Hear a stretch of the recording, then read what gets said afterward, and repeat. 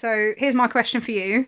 Can you name the top 5 baby faces in AEW right now? All right, Mr. Meltzer. Well, no, who are not injured or vacated. Yeah, the all right, so yeah. Eddie, Orange Cassidy. Yeah. Hangman, question mark? I'm always going to put him as, right? Yeah.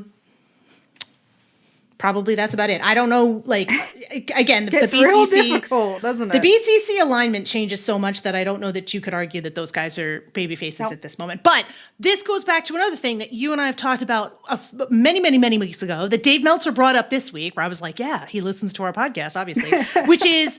Like, and same thing happened on Collision last night. Yet again, we have a program starting or some kind of a match starting, and it's being kicked off by the heel, right? Because Claudio versus Hangman, at this point, I'm still going to say Claudio is the heel on this one, but it's kicked off by a Claudio promo, right? Mm-hmm. Like, again, the agency in all of these feuds comes from the heels. The heels start everything. The baby faces just sit back and hang out. Like, they're reactive only and not proactive. And I think that's a giant, giant chunk of the problem.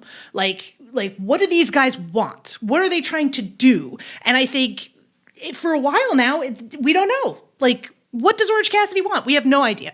Like, there was a period of time where I would have told you I had an idea. Eddie Kingston wanted to win the Continental Classic. He's done that. Like, he went on a storyline journey. Part of the reason why I think the Continental Classic was so good was because part of the reason why I think the ratings for Collision for women are rebounding a little bit is because Eddie Kingston had a storyline. We had a babyface face to root for, right? We had a whole journey.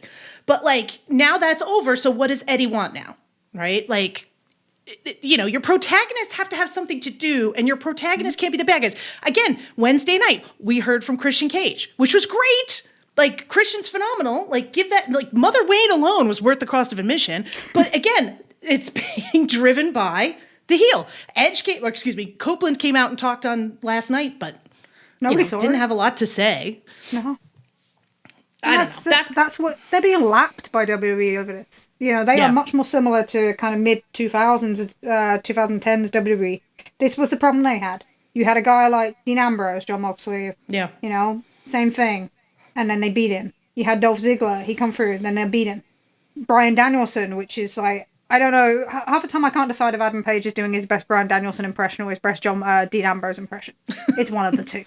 But they'd try and ignore and try and move his reactions onto somebody else and try and do everything else. And then, you know what? And I didn't worry, they just beat him.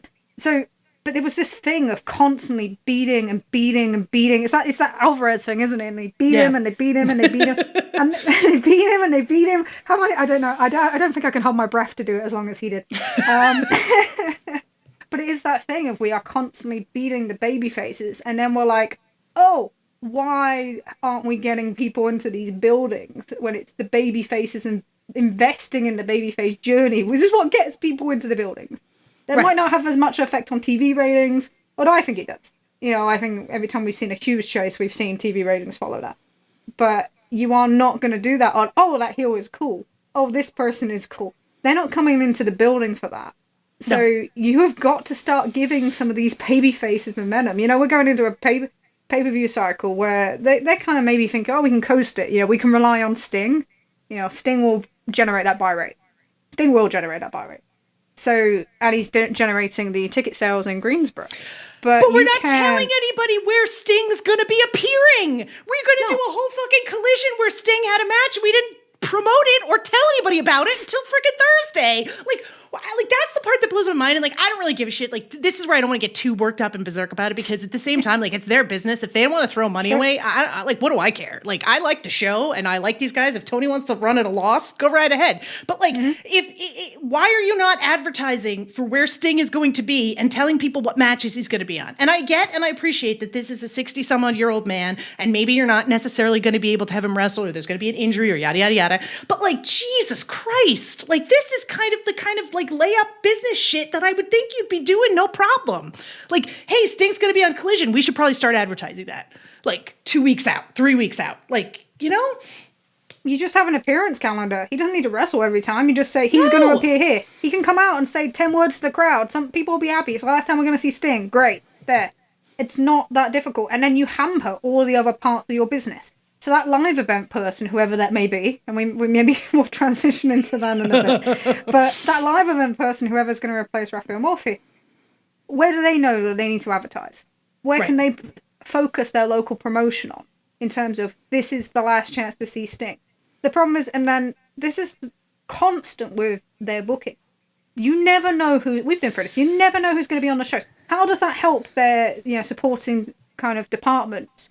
How does it help the merch department when you can produce a farewell shirt, but you can't put the dates on the back like some sort of rock tour? Right. It's really, really simple stuff, but it's the most effective. And right now, with the situation they have with their baby faces or no baby faces, of kind of that they're putting any momentum behind, the biggest resource they have is Sting, and they're not using that to sell tickets. And it's insane. It's actually insane.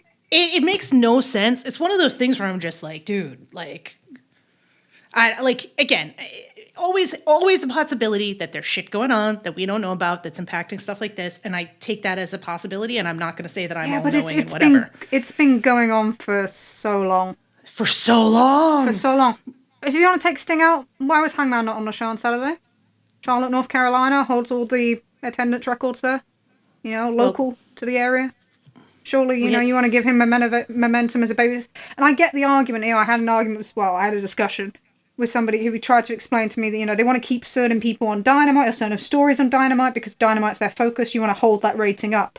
What Collision does is nowhere near as important in a way as keeping the momentum of that Dynamite rating. But you have to give these characters some momentum. It's a balance. And I don't think that balance is there right now. Unless you're a heel, of course. Then you're fine.